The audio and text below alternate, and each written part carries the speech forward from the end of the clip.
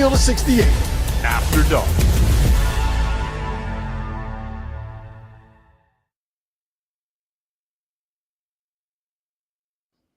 Ladies and gentlemen, welcome to the Friday evening edition of the Field of 68 After Dark. My name is Rob Dauster. As you can see, I have Matt McCall with me, who has made his way back up to Sioux Falls, didn't invite me, did not want me to come along. I thought that we had, we bonded over the opening day marathon that we spent up there. I stopped by Quiznos. I went by Quiznos Casino. The real ones know about the Quiznos Casino in Sioux Falls. And we have Jerel McNeal, who apparently still has a jersey, even though his is now hanging in the rafters at 5 Series Forum. Great to see both of you gentlemen. Congrats again, my man. Congrats again, Thank brother. you, guys. Thank you, guys. You're too kind. Too kind. Happy to be back. We had a hell of a day on the first Friday of Feast Week. We saw a great game between Virginia and Northwestern. We saw a great game between Clemson and West Virginia. We saw two different players, Lachey Jones from Florida State hit 10 threes and set a record. We saw Ruben Dominguez from Texas A&M hit 10 threes and set a record. Both of those guys shot only threes for the entire game. We saw BJ Edwards go for 24 points, 13 assists, and 10 steals in the triple-double for SMU in a win over Arkansas State. BYU beat the absolute brakes off of Wisconsin. And right now, as we speak, there are 45 seconds left between Kansas State and Nebraska, and that is going to end up being a thriller. That has been a great game out there in Kansas City in the Hall of Fame Classic final. But we have to start. Oh, and how can I forget? Wake Forest with the shot of the year as Myles Colvin beat Memphis down there in the Bahamas. But I want to start with Purdue because I think the story of the day was the Boilermakers. Last night, Matt, I said on this very show that I thought that this was going to be a situation where Purdue showed that they had spent the first couple of games this season kind of playing with their fruit a little bit. Yes, they went down to Alabama and won that game, but we had not yet had our holy shit, they're good moment with Purdue. And we got that in the first 10 or in the last 10 minutes of the first half as Purdue went on a 21-3 run and took a Texas Tech team that we thought was going to compete for a Big 12 championship and just stuffed them in a locker. I thought that the last 10 minutes of what we saw for Purdue against Texas Tech today was as impressive of a 10 minutes as I've seen any team play in college basketball this season. Boiler up, baby McCall. What do you got to say about the Boilermakers? Yeah, I don't understand why you wouldn't say, though, that what they did at Alabama didn't make you think that they were the best team in the country. And I said it yesterday on the Goodman Hummel McCall podcast. And Jeff asked me, he said, if you had to pick one team right now to win a national championship, who would you take? And this is before the Memphis game yesterday. This is before, obviously, tonight's result. I said Purdue. With what they were able to do in that environment in the SEC last week against Alabama, who, oh, by the way, is a really good basketball team, who, oh, by the way, went into the United Center in front of 18,000 people and knocked off Illinois. Like, this Purdue team is the best team in the country. I'm not saying that someone else can't beat them, but 5 guys in double figures, all 5 starters. Trey Kaufman-Rim is back. Braden Smith is playing like the best player in the country. This team is the best team in the country. There's no question about it. I know Arizona's resume is super impressive. To see what they did against Florida on the first game of the season and co-compete, against that front court, who everyone says is the best front court in the country, like to do what they did, followed it up to beat UCLA, followed it up to go into Stores and knock off UConn, who, oh, by the way, could also win a national championship. Mm-hmm. But Purdue is the best team in the country. To me, there's no argument. It's not even close.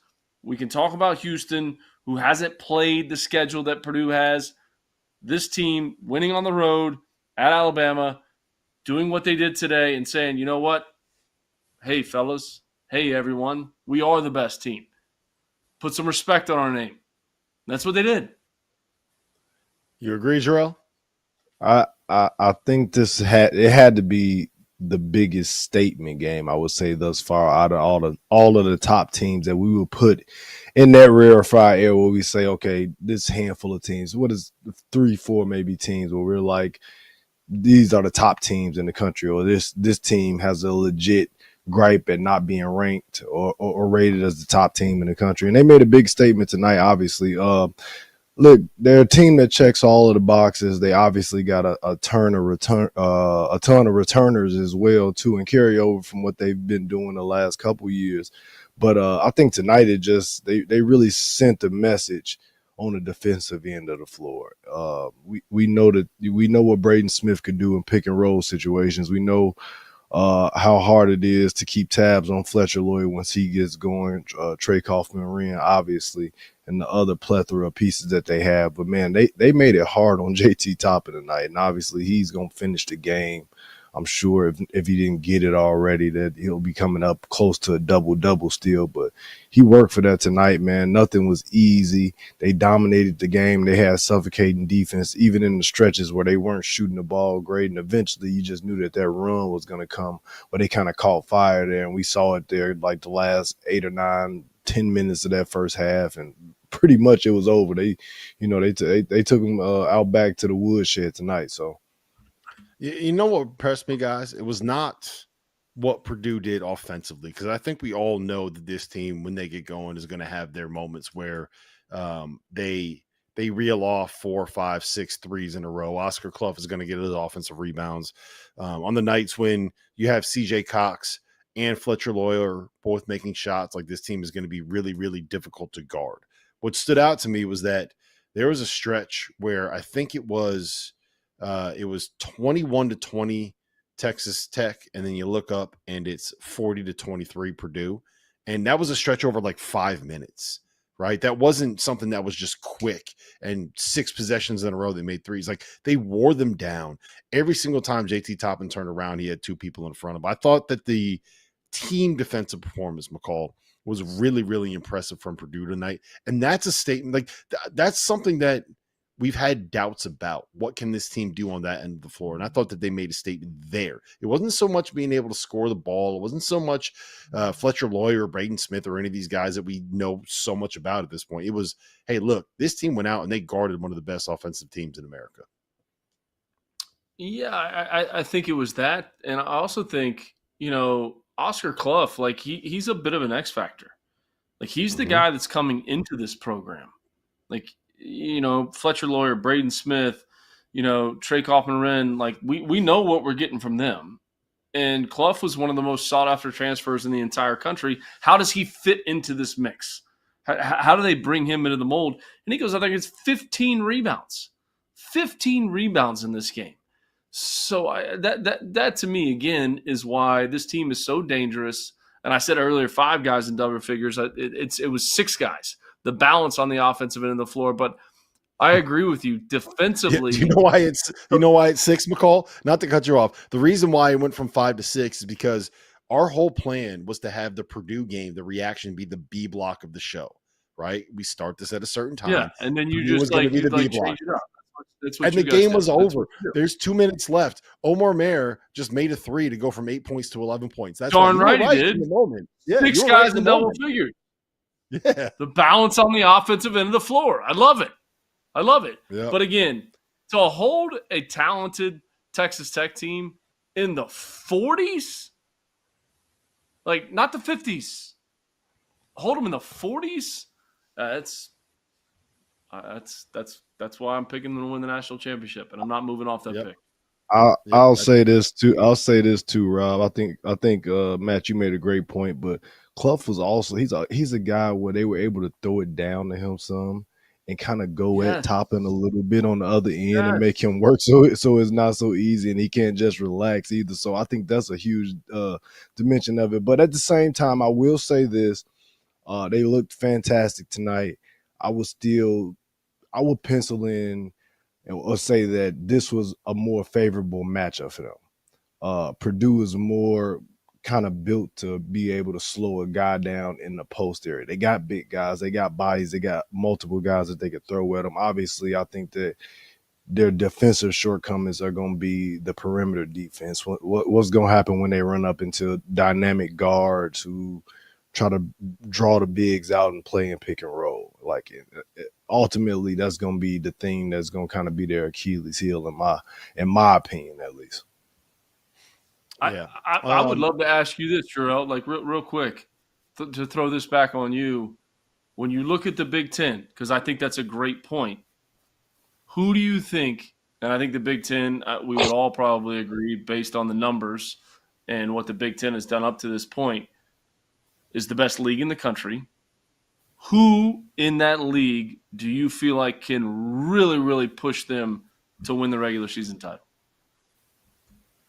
To win the regular season? To win the regular season Big Ten title? No one. I don't think anyone. Michigan has a shot. Michigan might have a shot. I'm not sure. I think they got some things they need to figure out too, but I think that they have a roster who will be probably one of the closest team to them at the end of the year. I mean, it's either got to be them or what would you say? Michigan State, maybe? I don't know. I don't think that there is a team, to be honest. I think Michigan, if Michigan can kind of put together and figure out what's going on with the three big lineups, and if Michigan State, I can see it maybe if they had Caleb Glenn. Without him, I don't know. Illinois is the team that I would kind of circle there. But that's Illinois, the one for me. That's the one. Yeah. That's well, go ahead, McCall. Elaborate on that. I just think positional size, I think with how they can shoot it from the perimeter, that would be the only one for me that I would put in that same category in terms of can win a regular season title.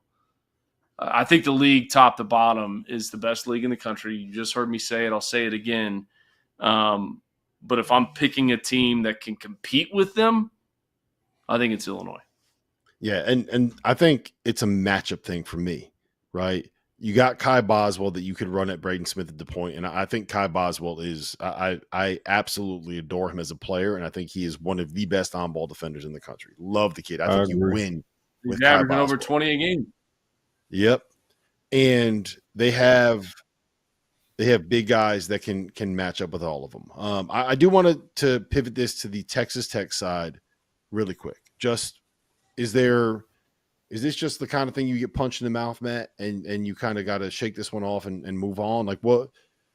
It's a 30-point loss to the number one team in the country. No shame in losing to the number one team in the country.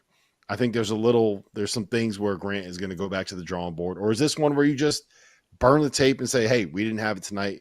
We're a good team. Let's move on. Burn the tape. We didn't have it tonight. We're a good team. We have to move on. That's what you have to do, right? This is an MTE. You're playing on back-to-back days. You had a close game yesterday. Like, you got to move on. Like, there's no shame in that. I still think they're one of the better teams in the Big 12. Grant McCasland and what he's been able to do with that program. The guy's won wherever he's been. Like, look at his track record. Arkansas State, North Texas, and now here. Like, no. Burn the film. Burn it. Like, burn it. Don't even look past it. They'll be right up there in the Big 12 standings. It's a back-to-back game, right? Like, I mean, this is what it is. This happens sometimes in these MTEs, and that's why they're so good.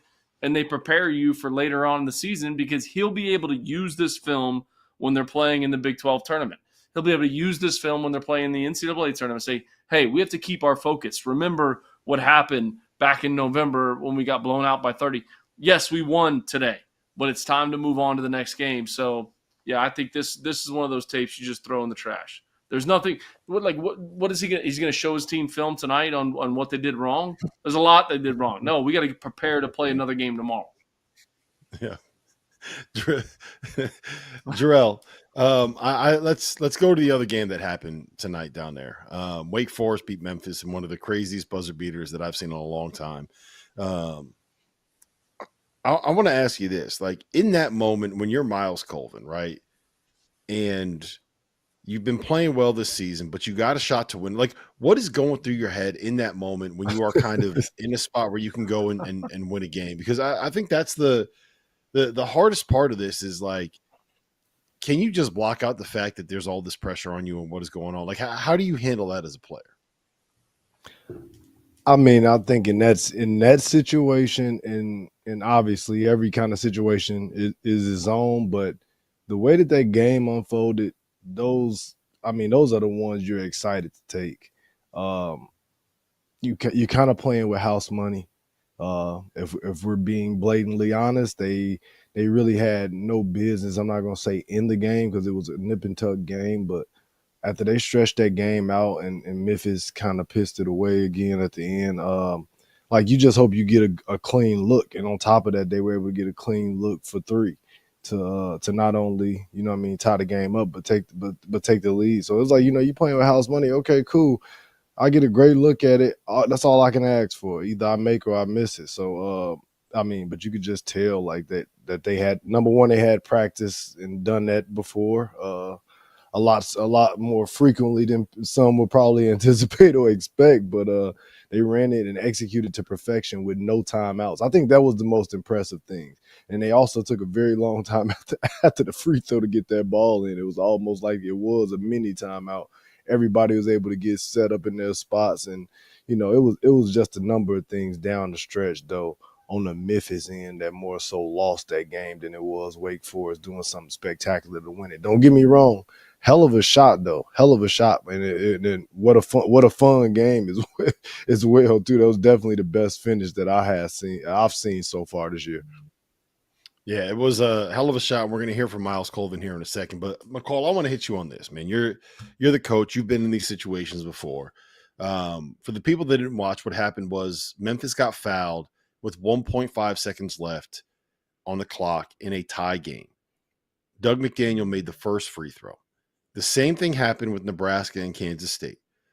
0.9 seconds left. Nebraska gets fouled. The guy makes the first free throw. What Nebraska did was they missed the second free throw, right, on purpose. Now, Kansas State had a timeout. They were able to call a timeout, and they were able to run a play. Wake Forest didn't have a timeout. So if you miss that second free throw, all Wake Forest can do is try to catch a rebound and throw the ball 90 feet and make a shot to beat you. But Memphis made it and allowed them to run a play to be able to have a chance to beat you. Do you intentionally miss that? Was that the wrong decision by Penny to allow Doug McDaniel to take that? You love the analytics, by the way. You love the analytics. You and Ken Palm, and you're an analytics guy. Let's just say you're an analytics guy. Are you? Well, you go from basically what happens is you have a 0.0001% chance of winning the game to like a 2% chance of winning the game if you allow them to run a play. Like, it's actually possible if you run a play. It's not possible if you miss the free throw, more or less. I think yes. In that situation with Wake Forest not having a timeout, you have to miss the free throw on purpose. But even that being said, think about what had to happen for Wake Forest to hit that shot. Ridiculous pass over length on the ball. Right? I mean, 6'8", 6'9", on the ball trying to affect that pass. 2, you have to catch the pass. 3, not only do you have to catch the pass, you have to find the three-point shooter to be able to make that on a touch pass. So, yes, do I think Memphis should have missed the free throw on purpose? Absolutely. But do I think it's a bigger story on what actually happened to execute at the end of the game with that amount of time? Link to the floor pass, catch the pass, touch pass to a three-point shot. That was way more impressive than we're sitting here saying, what the heck is Memphis doing? They should have missed the free throw. And I agree. They should have missed the free throw. That's exactly what should have happened in that situation. But all the credit goes towards Wake Forest and Steve Forbes. Like, all of it. Because, like Jerel said, they've worked on it. They've practiced it. But it's another thing to do it when the game's on the line. And talk about this, too. Think about Wake Forest's season this far. Had chances to beat a top 5 team in Michigan. Lost. Came down to the wire. Weren't able to do it. Same thing happened yesterday. Lost. To come back and win that game and be focused enough in that moment to execute that play and not say, oh, here we go again. Another close game. We're going to lose this one. No, that's not what happened. All the credit goes to Wake Forest. Should Memphis have missed the free throw? Yes. I just got to add two things, and I want to hear kind of your perspective on the first one as well too, Matt. And the only thing I would say this, I completely agree. I said it while I was sitting there watching. After he made the first one, you missed the second one because they don't have any timeouts. They get a rebound, or somebody even gets a finger on that ball and it gets tipped. The game is over essentially, or a guy's gonna have to catch the ball, come down, and do a 90-foot heave. But I'll ask you this, Matt, just talk about the time frame as well too, and this is why you can't kill Penny Hardaway for this, because number one, you have to wait till he makes the first free throw to give a signal to miss the second one. And then it also goes some things into that as well too, because they're in the bonus. So if you miss the second one, you got to kind of tell your guys to pull back. We're not trying to get necessarily an offensive rebound. You don't want to risk fouling. And as well, you got to also tell the shooter he got to hit the rim, which is a different kind of pressure when you telling the guy to miss, or it's a violation and it's a dead ball and you up one as well too. Second thing, and I'll shut up after this, Rob, the bigger play to me still, Zach Davis gets that offensive rebound and goes for that layup. He shoots the three. He does a great job of tracking that ball down, and he goes up for that layup at the end instead of just bringing the ball back out, holding it, wasting some more clock, and they would have had the foul anyway.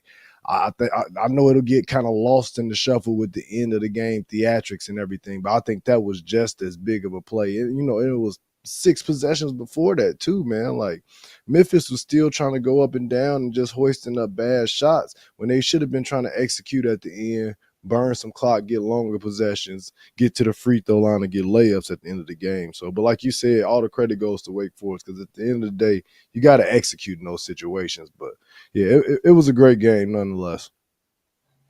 Yep. Jerel, I agree with you, man. Like, and Rob, last point on this, and we'll wrap it up.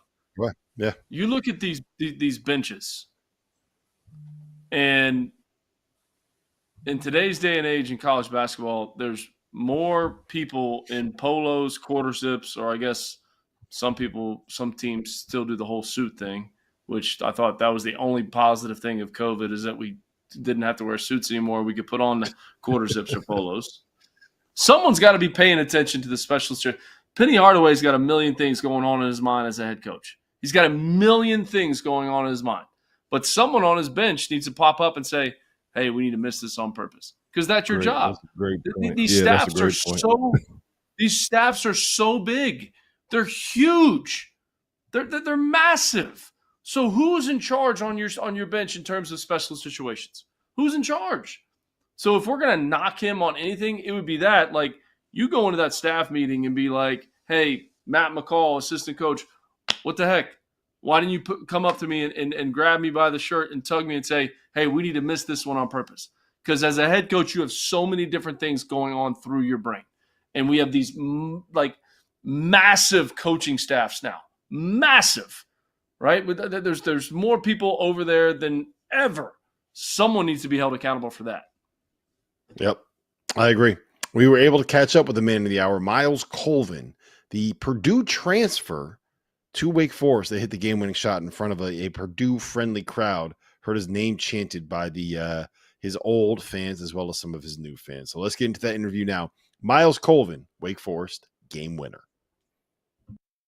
And now let me welcome onto the field of 68 After Dark, the man of the hour, the guy that hit maybe the shot of the year in college basketball so far this season, none other than Myles Colvin. 19 points tonight, but Myles, none bigger than the 3 that you hit at the buzzer to beat Memphis 69-68. Take me through that shot, right? Just take me through the moment, what you see and what you kind of feel as that ball is leaving your fingertips.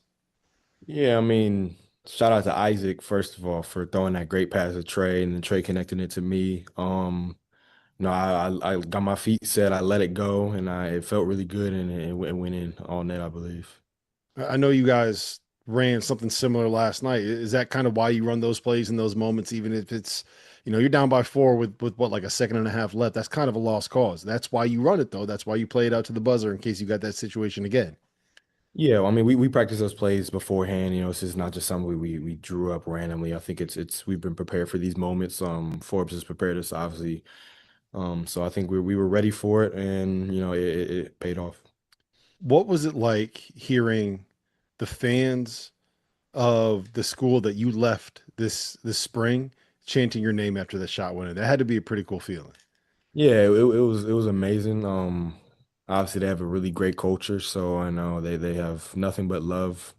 And I have nothing but love for them. I think it was just a situation that was, didn't benefit me at the time. So I think I think they respect me and I respect them, and I wish them nothing but the best. I mean, it speaks to what happens when you do things the right way, right? Sometimes the situation isn't right, but as long as you handle it like adults and grown people, you can all still be friends with friends at the end of the day. And it feels like that's what you kind of did, right?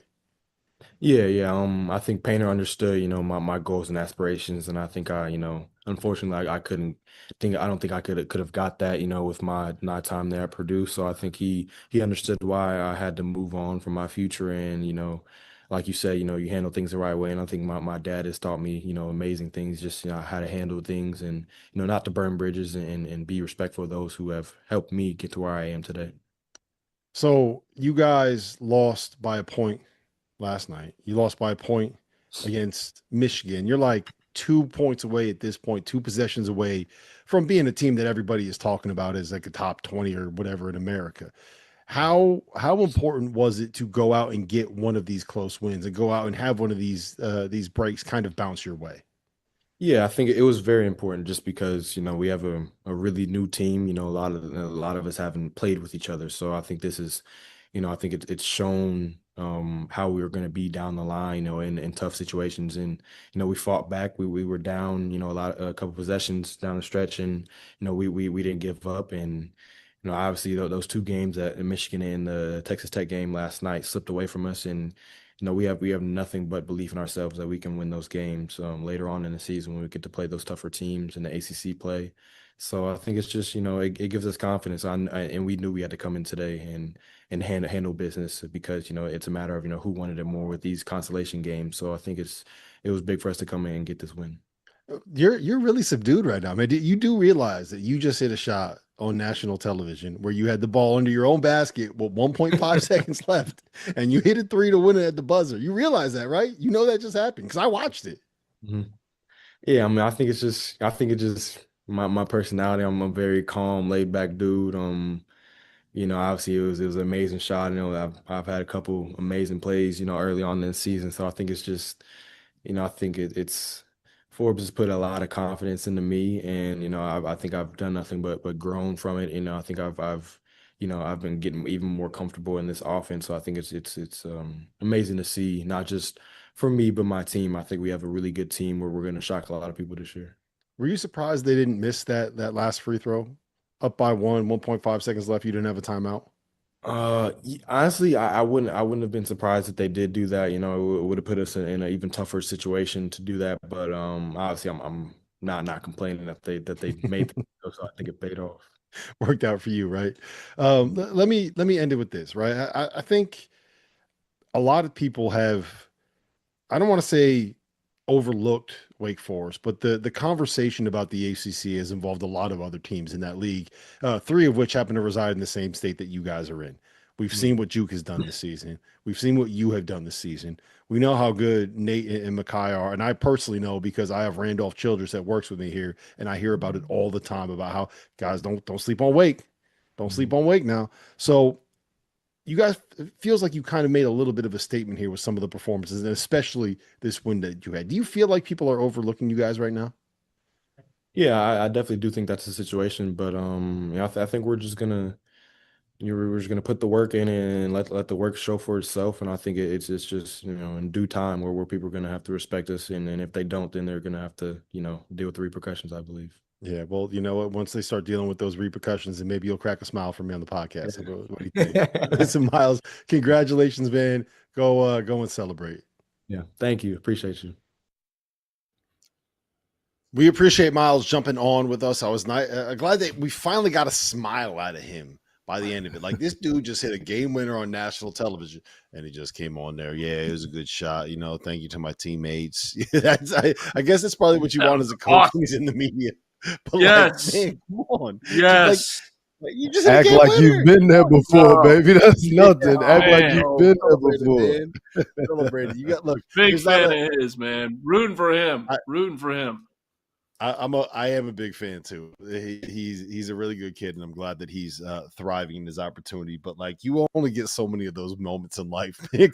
Like, live it up, Myles. Come on, man. Go in on it. Go in on it. Enjoy the moment. We got to move on here. I want to talk about BYU Wisconsin because that was another ranked matchup that we had today that turned into an utter blowout and an utter beatdown. Now, it was not, the final score was 98-70. BYU won by 28. But it was a little closer for most of the game than the final score would probably lead you to believe. Like, Wisconsin was hanging in there for a while. Jerel, what kind of flipped, and what does this say about BYU? Like, I'm a big fan of this Wisconsin team. I really like John Blackwell. I really like Nick Boyd. Yep. I think that their big guys are probably better than people realize. But you lose by 28 to a BYU team that's playing on a court that was impossible to watch that game. Oh my gosh.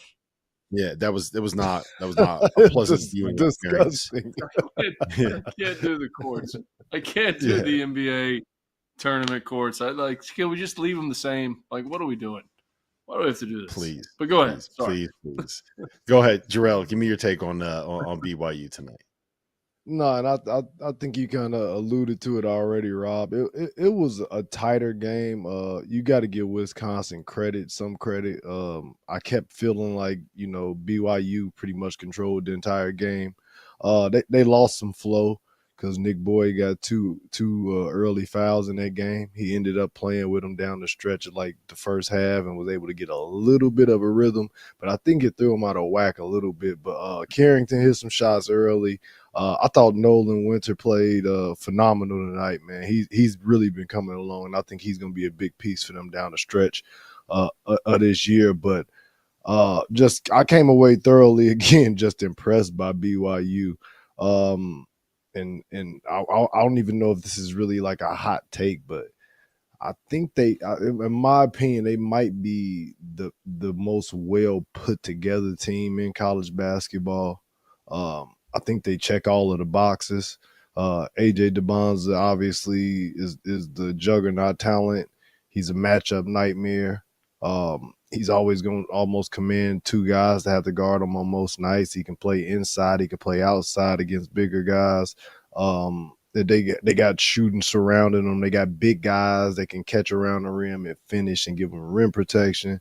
And then, they add a guy like Wright, and I think he's kind of the unsung hero with this thing. I think there's just such a pivotal piece adding in that small, just kind of little jitterbug guard who can get paint touches, can pass the ball, can shoot it when he needs to, can score when he needs to, can play in pick and roll as well alongside the Bonza. But man, they're just a really well put together team, and it's like Richie Saunders is got the best job in America.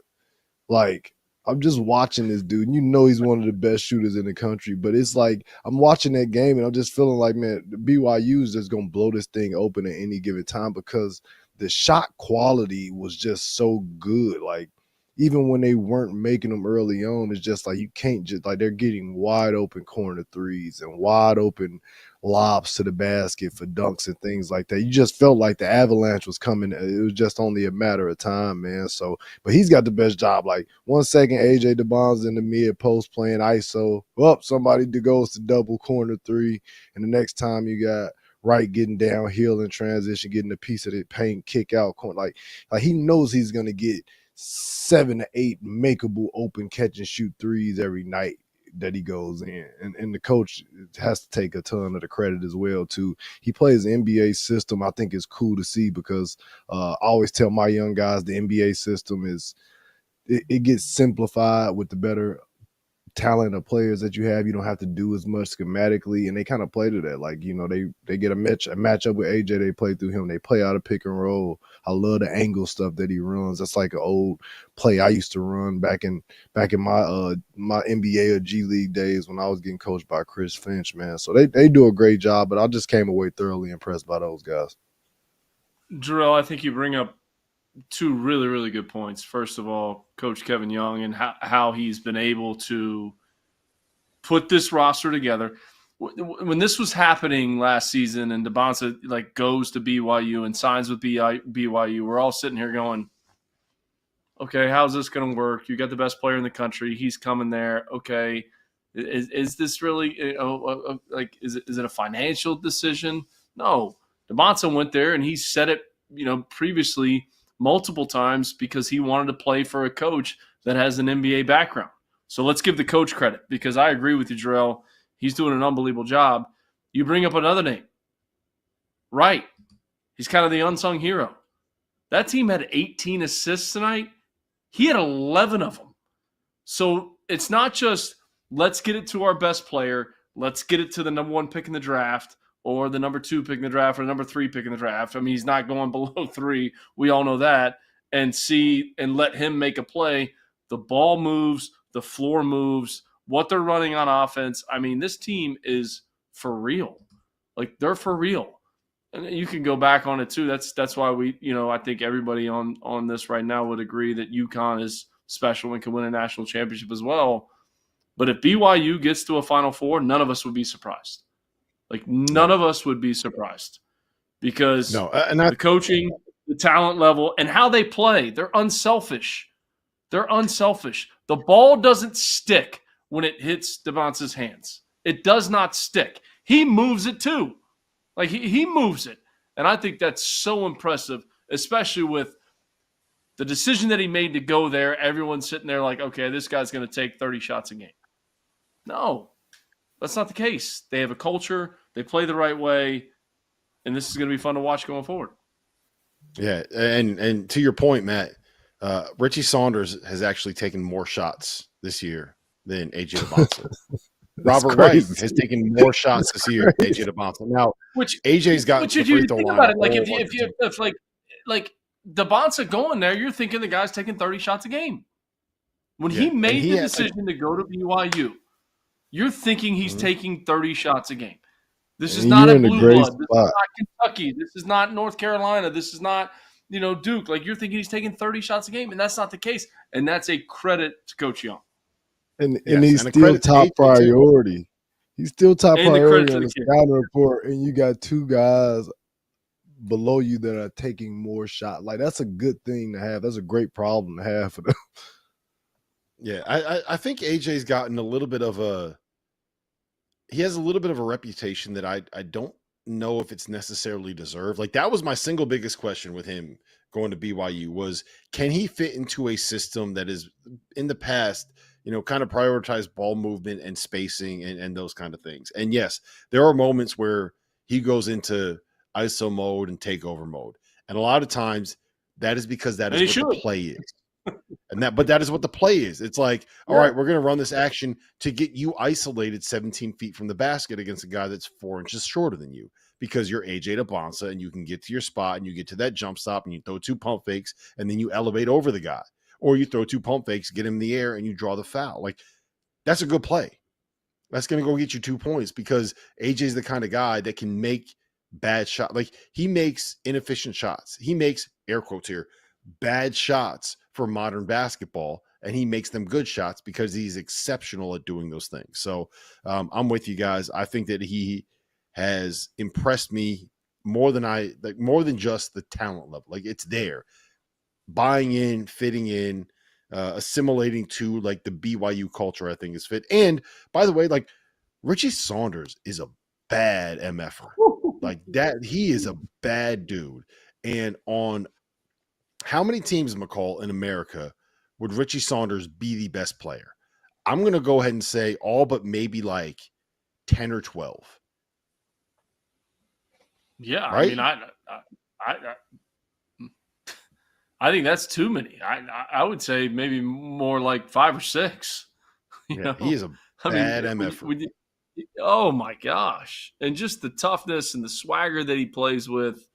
I'm with you, and I'm with you too, Rob. I think Wisconsin's good, and I agree with you, Jerel, too. In terms of them, they'll be fine. They'll be in the top half of the Big Ten.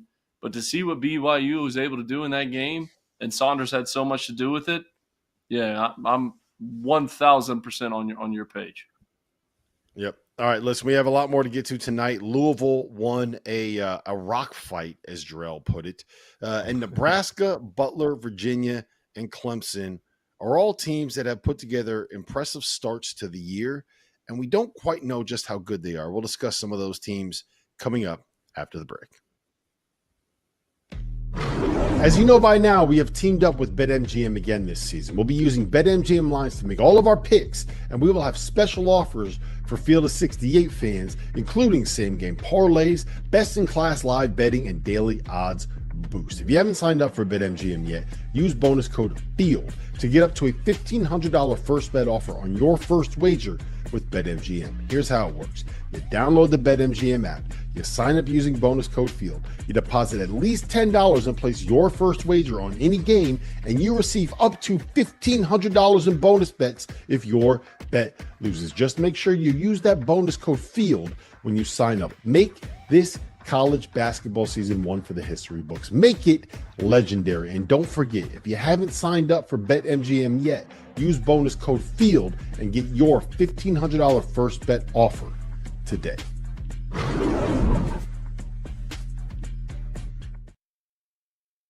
With media days and on-site events the last 2 months, travel for me has been crazy. Luckily, I had Huel.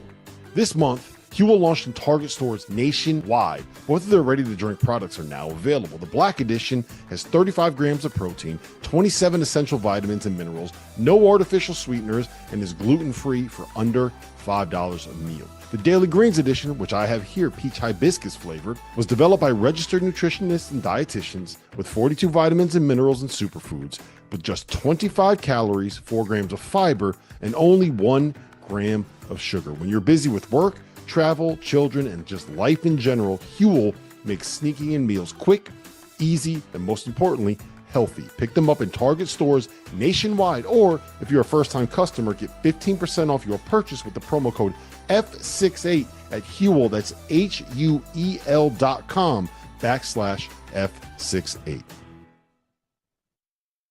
If you're not a member of the Field of 68's On3 community, make sure to go check us out. Get access to all of Jeff Goodman and Rob Dauster's written content, including coaching carousel breakdowns, info on who is and isn't entering the transfer portal, insider recruiting information from none other than Joe Tipton, X's and O's analysis of all the teams in college basketball, and access to our message board community. A 7-day trial costs you $1. The Field of 68 on 3. Get the scoop. Well, welcome back to the Field of 68 After Dark. It's the Friday night edition. I'm joined by Coach Matt McCall, and I have Jerel McNeal. We said it before. I'm going to say it again. I thought your jersey was retired, man. Are you allowed to hang it in your background right now if your jersey is in the rafters or for?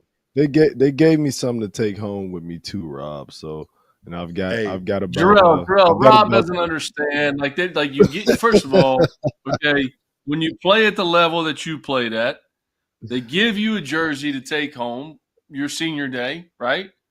Yep. And then when you do what you did, they put it up in the rafters. You don't have to give it back. No, you hang it behind you. You put it in your house. Come on, Rob. Do you think that Giannis walked into that building to play his games and is like, man, I'm in the house that Jerel McNeal built? Yeah, who the fuck is that? Is what he's thinking. All right, listen, let's get to Louisville. We got to talk about the Cards here because the Cards top 10 team in America, potentially a top 5 team in America. But again, they played a top 5 team or a power conference team, power 5 team, and did not look great offensively. 8 for 28 from 3. Got really dragged into the mud by a Cincinnati team that might be a little bit better, I think, than we expected. Jerel, I know you watched this game. I know you were locked in. What do you make of these two former Big East rivals squaring off? First off, that was cool to see, and I thought about that because these were like when I was playing in the Big East, these are two teams that we had to play every year, and that you never look forward to playing with. Well, at the time it was Patino and Mick Cronin, but yeah, it was a slow game, a really slow start. Obviously for Louisville, they were down for the majority really of the game, but specifically the first half. I don't think they made a field goal for like the first 8 minutes of the game or something crazy like that. But these guys have star power. They're dynamic. They arguably got the best guard, backcourt, whatever you want to call it, in the country, and you just knew it was a matter of time before they got going. I was impressed with Cincinnati. I thought they did a really good job of being physical and containing those guys defensively. And to be honest with you, I thought some of their length, inside offensively and defensively bothered Louisville a little bit. I know Coach Kelsey wants to get up and down and play at a certain pace. But I felt like it got a little bit hectic tonight.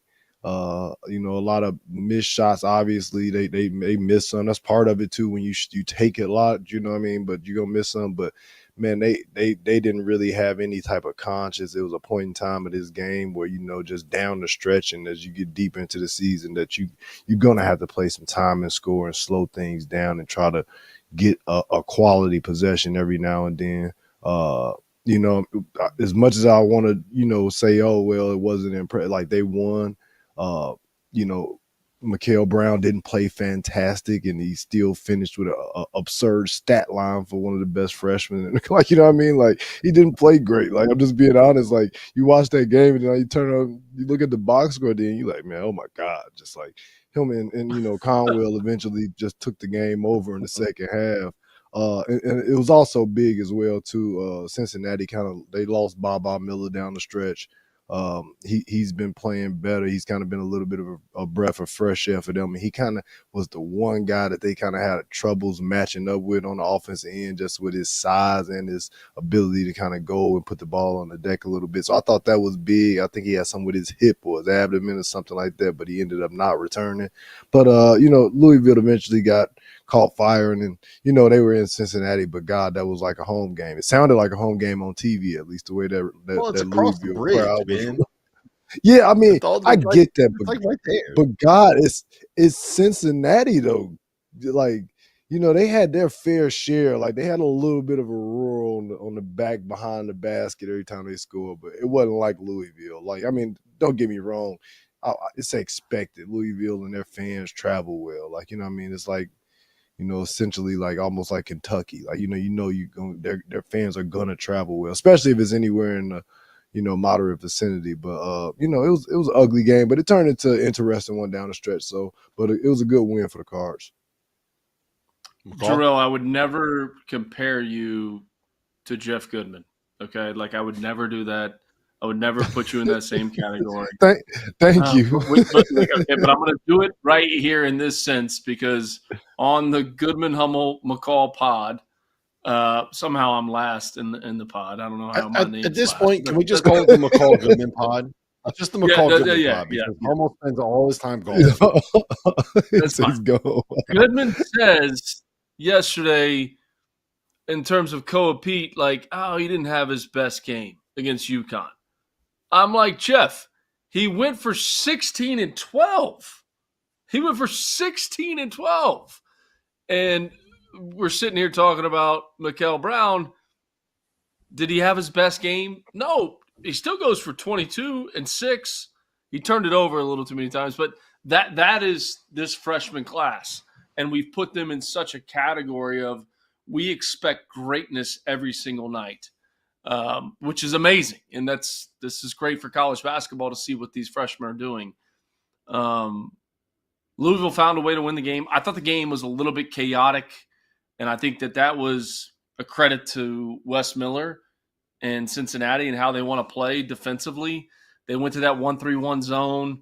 They're being aggressive in it. They're trying, and the game just kind of kept going up and down the floor, which forced Louisville into take some difficult shots. I do think Cincinnati is an NCAA tournament team. When you look at Wes Miller's resume, it's always kind of taken him some time. UNC Greensboro, I think it was year 4, year 5, whenever he was there, and he ended up running the Southern Conference. Doing the same thing here, just take some time. I think it's a credit to Cincinnati for maybe how Louisville struggled at times throughout this game, but they found a way to win. That's all that matters, and that's what good teams do, and that's what Louisville is. They're a really, really good team. And to think that we are putting these freshmen on such a pedestal where Mikael Brown turns it over 5 times and we're like, he didn't have his best game. Or Koa Pete didn't go for 27, didn't have his best game.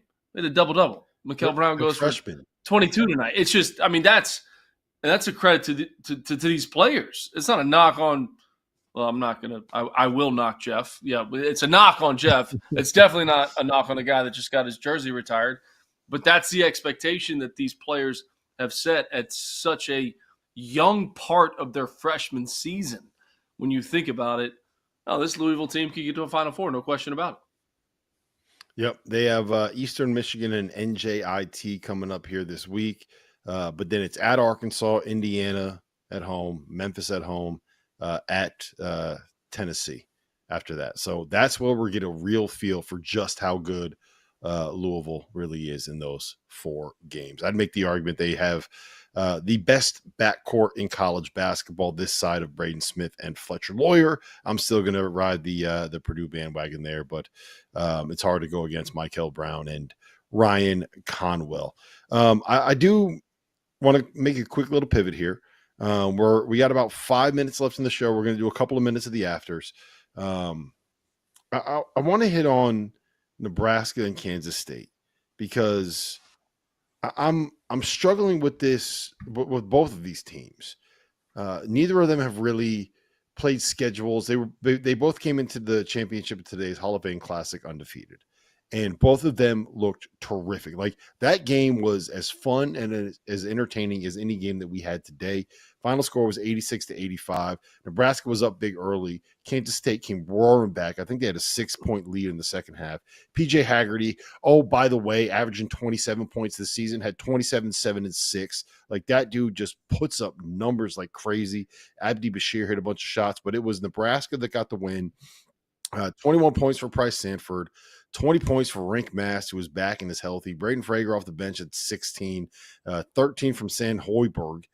Shout out to the coach's son out there getting some buckets. Are either of these teams for real, Matt? Like, are you buying either of these teams as being capable of making noise in their conferences? The Big 12 and the Big 10 look like the 2 best leagues in college basketball this season. Are either of these teams capable of doing enough? Look, tournament, maybe top half of the league, maybe get to that like top 25 others receiving votes kind of category at some point. Are you buying either of these teams, both of them, neither of them? What do you make of this game today? I wouldn't be shocked if either one got to the NCAA tournament. But I've said this before too, like, the schedule that some of these coaches are playing and preparing themselves for conference play and preparing themselves for the NCAA tournament. If you're not doing that, it's hard to say, hey, look, this Kansas State team is going to be, in the same category as Houston or BYU. It's tough to say that just in terms of how they're scheduling. These other coaches are scheduling so difficult. I think it prepares them. And I'm not trying to knock Jerome Tang, and I'm not trying to knock the mayor and Coach Holberg, but I think it's too early to tell. Like, we have to see. This was a high-level basketball game from both teams. Mm-hmm. If both of them get to the NCAA tournament, none of us would be shocked. If both of them finish in the top half of their leagues, none of us would be shocked. But I still think it's too early to tell. Like, we know where Purdue is going to be. We know it because they're going to be battle tested. We know where Alabama's going to be. We know where UConn's going to be. Like, we know where these teams – we know where Illinois is going to be because they're like, hey, bring all the smoke. Like, we'll play anybody. Don't worry about it. Some of these other teams, it's a little bit of a question mark at this point in time. Jerel?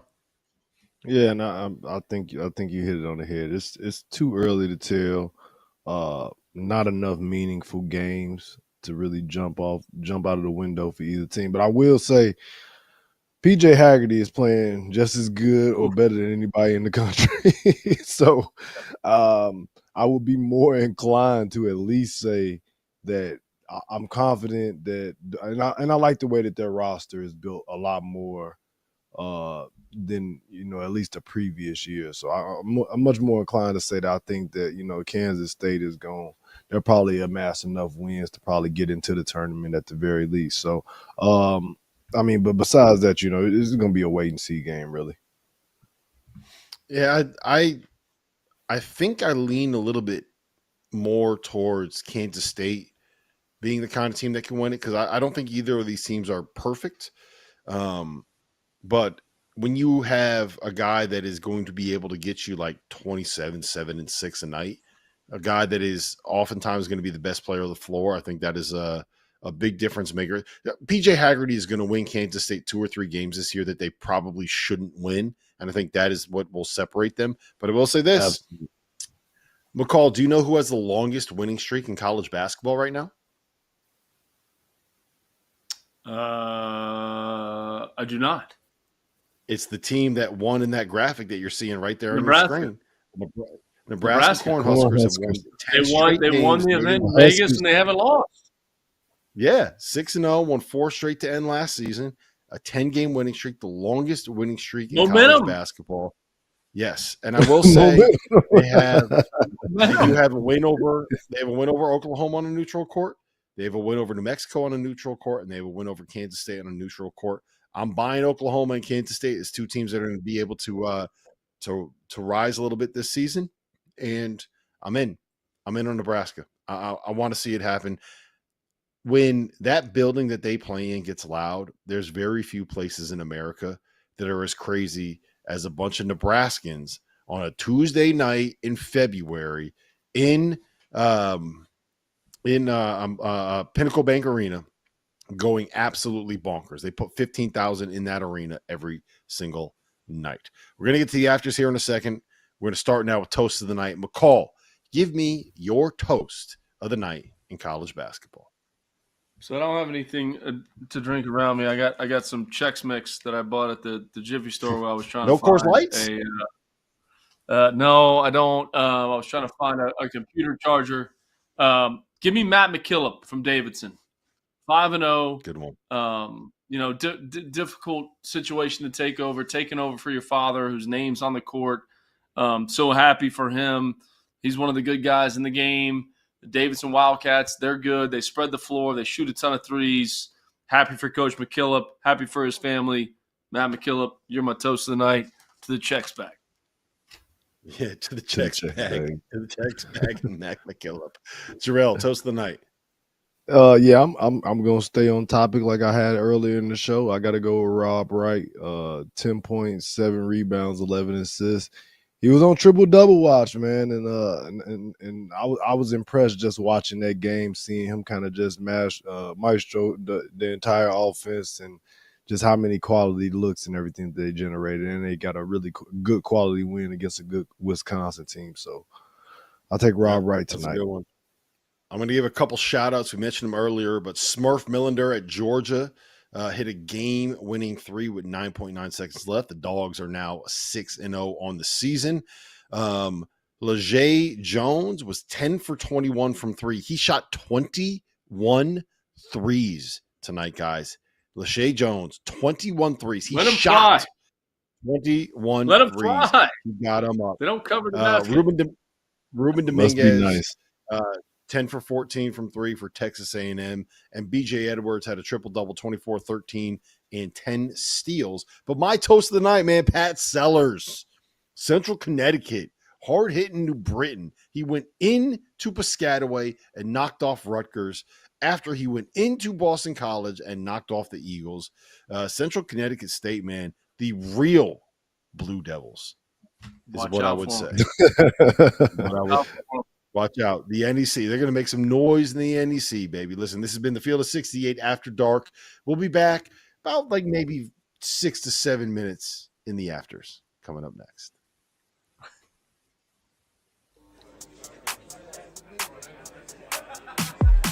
These my DJ Burns shades I had for. That was like taking them into the depths of Alaska and just dropping them off. The first person that's gonna die got to be one of the black guys. They're not gonna make it to the end of the movie. That's like asking somebody, do they want to get a prostate exam or a damn gunshot wound?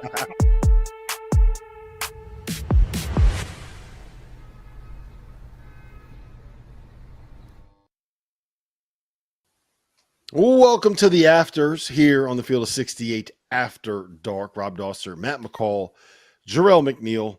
Dagan, do we have any questions from the chat yet ready to go? No chat. Yeah, no, I have a question. Oh, okay. I have a Go ahead, question. McCall. Do I have to stay in the afters if I'm not in the afters video? I mean, Jarrell's in the afters video. Do I have to fit in? I made the stay cut so you can did. get in the video, so you can get in the intro. You got to stay so you can get in Okay. there. All right. Yeah, all right. Here's what we'll do. We're going to ask you some ridiculous questions to see if to get you to the point where we get you into the Afters video. I'm going to start with this, McCall. Virginia beat Northwestern today. Teaster had 26 before he fouled out. And Wahoo's found a way to be able to come back and win that game against Northwestern by 5. It is very different watching Virginia under Ryan Odom than it was watching them under Tony Bennett or under Ron Sanchez. Are you buying? Are they for real? Like, is this a team that can make some noise in the ACC this season? Yeah, I mean, Ryan Odom's won wherever he's been, right? And he's, in terms of teams that have played against Northwestern this season, he's the first team that could hold Nick Martinelli to not 20 points. I mean, Nick Martinelli goes out and gets 20 points every single night. So, yeah, absolutely. I think this is a team that can make some noise in the ACC. I'm not putting them in the same category as Duke or as Louisville right now, but I think they can finish in the top half, no question about it. And Ryan Odom's a winner. That's what he's done. And it was the right hire at the right time for them. So anxious to see where they finish. But, yeah, I'm buying stock in the Virginia Cavaliers because I think it's a good win because I do think Northwestern's good. And I think Nick Martinelli is one of the better players in the Big Ten. And to see them hold him to only 9 points, yeah, I'm buying stock in Virginia. Yeah, I'm impressed with Northwestern. Like I was like, what are they get? They just lost Brooks Barnheiser. Like they're not bad. They got a little squad there. Yeah, Drill, that's your city, man. You know all about them. No, they're actually gonna be good, and this may be realistically one of the better teams that Coach Collins has had in the last couple of years as well too. But I thought you made a great look. I think it's been like 2 years since old Lucky Lefty hasn't hit double figures. So they definitely it's unbelievable. Yeah, they definitely broke some streaks tonight. So I thought I was reading the box score wrong when I saw that earlier. I'm like, man, you could shoot him in for 20 a night over the last 2 seasons. But yeah, I think they got a chance. And I think the cool thing about it is just watching him kind of put his fingerprints, Coach Odom put his fingerprints on the program. They'll have a chance to be good. They'll be able to compete this year in the ACC, but just making the gradual and proper steps to getting the program back to where you kind of want it to be, and also just recreating the style of it. He's going to do it his way. It's going to be a whole different pace of play and things like what I'm saying? He's going to try to bring a little bit more flair and fun back to that program, and hopefully that'll pay off with getting, obviously some better recruits or luring some guys in with transfer portal money, whatever it may be. So, yeah, I'm on the lookout for both teams. I think this was actually a really good game. And I think it'll end up being a pretty good or a quality win for Virginia going forward. All right, so let's pivot here and let's go to the Big East. Let's talk about Butler because Butler, who I believe Butler will be playing Virginia tomorrow in the championship of the Greenbrier Classic down there on Sunday. I'm sorry, down there in West Virginia. Butler is 4-1. Their only loss is by 2 at SMU, who is currently a top 50 team on KenPom. Michael Ajayi, Jerel, has had a double-double in all 5 games that he's played this season. And it looks like I remember talking with the Butler assistant before the season started, and I was like, how do you guys look? He's like, I think that we got the most talent that we've had on this team since I've been here. And it looks like it, man. They're 4-1 here. I know they didn't play the greatest schedule you've ever seen, but I think we're going to learn a lot about this group when they play Virginia on Sunday.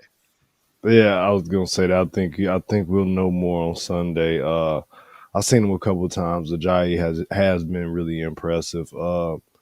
They just have so many, some peaks and valleys sometimes on the offensive end, but I think they do have a good group. So I think this will end up being this Butler team end up being a team that kind of steps up finishes in the upper half of the Big East this year. Probably a lot closer to the top than people are anticipating. There's going to be some other teams that are probably going to be trending downward. So they'll be a fun team to keep an eye on. But I think we'll learn a lot on Sunday for sure once they get a little bit more of a tougher game with some better competition.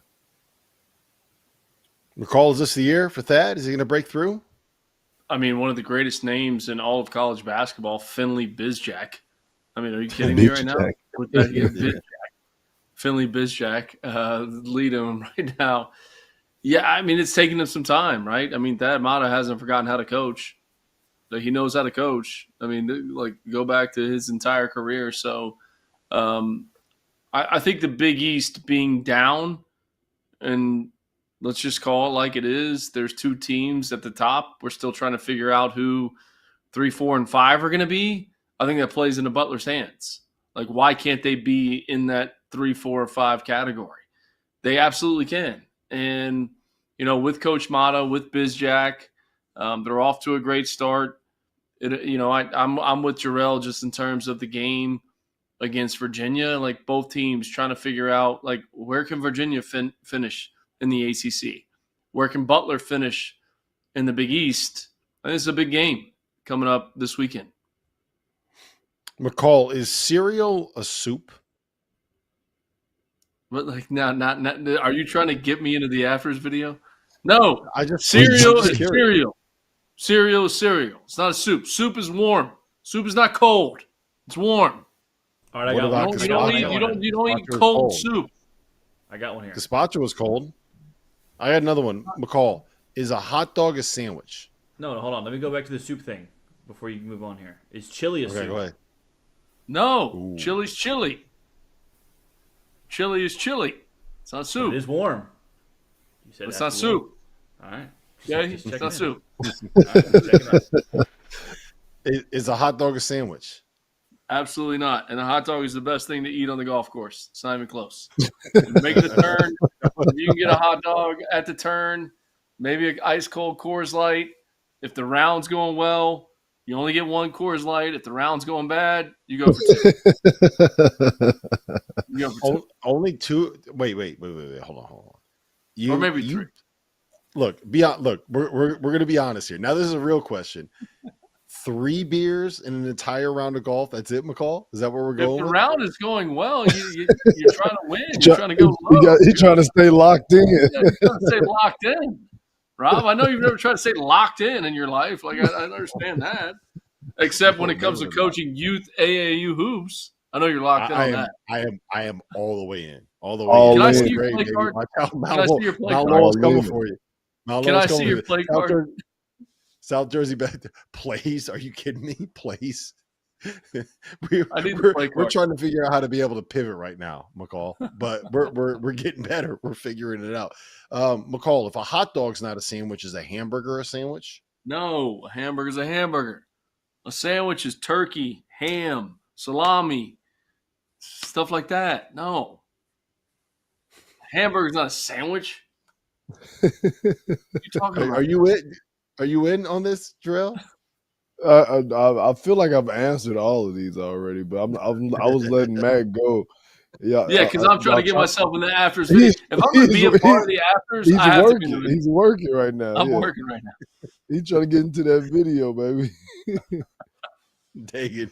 Do we have any other questions right now in the chat? No, can we go to bed? Yeah, we have one. I just want very quick. No explanation. I just want you to say the answer, and we'll move on. Best conference right now. Big Ten. Big Ten. It's Big Ten. It's Big Ten. Mm-hmm. I agree. Yeah. No, I got one more question.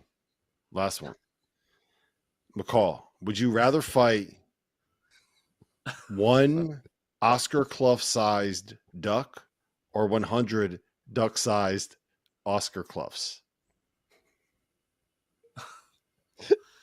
Rob, I'm in Sioux Falls. I'm in Sioux Falls. Okay, it's like the pheasant hunting capital. I was about to say, what the hell is an Oscar? Just give me one. Just give me one duck. Just give me one. You're gonna fight a duck the size of a I don't know. 7-foot Everybody in duck. Sioux Falls brings their shotguns, and they're all out here to go pheasant hunting That's true. when you get off the That's plane. true. Okay, so just I'm give me going one. to Google. One duck sized, one Oscar Clough sized duck is what McCall wants to fight. Listen, this has been the Field of 68 After Dark. We'll see you guys again. I believe we are going to be back on Sunday night at we'll figure out the time, 11 o'clock. Let's just say 11 o'clock. We'll go with 11 o'clock. That sounds good. For Jerel McNeal, for Matt McCall, for our producer Dagan Hughes and Trevor Valise running things behind the scenes. My name is Rob Dauster. See you on Sunday.